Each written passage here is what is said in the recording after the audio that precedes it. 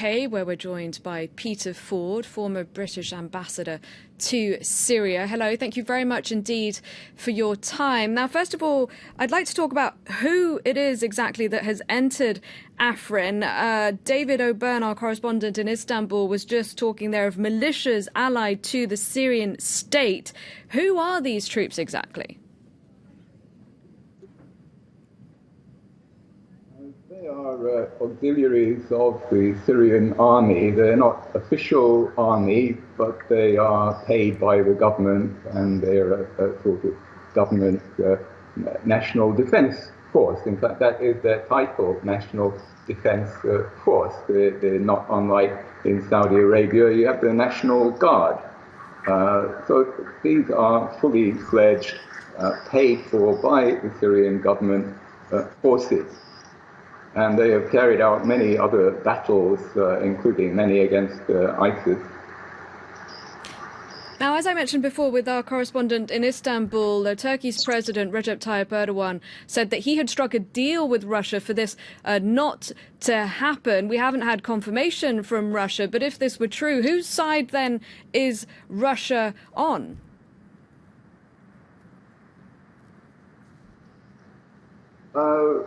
Russia is 90% on the side of the Syrian government and wishes to see Syrian sovereignty restored over all its territory. Now, Russia, of course, does have its own national interests, and that's the 10% they do want, as far as possible, to protect their important relationship with Turkey. But when push comes to shove, Russia will side with Syria.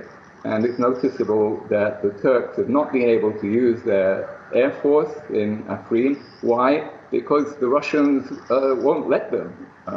The Russians can dictate who is allowed into Syrian airspace west of the Euphrates, and Afrin is west of the Euphrates. Now, what's happening in today in Afrin, what does it mean for Manbij further east? Because President Erdogan said he would go there too, setting up a potential clash then with a NATO ally, the US.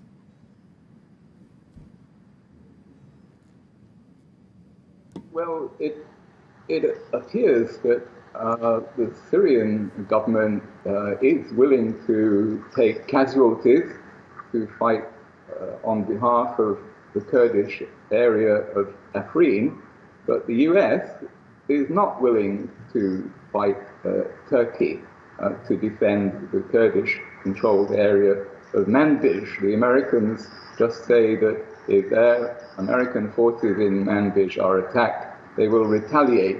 They don't say that they are ready to take casualties, as the Syrian government is doing. So this is an important lesson here, and has important ramifications, not just for who takes control of Afrin, but who takes control of that whole band of Kurdish-controlled but American-manipulated territory along the northern border. What Syria and Russia are giving here is a lesson to the Kurds in who their long-term real friends are.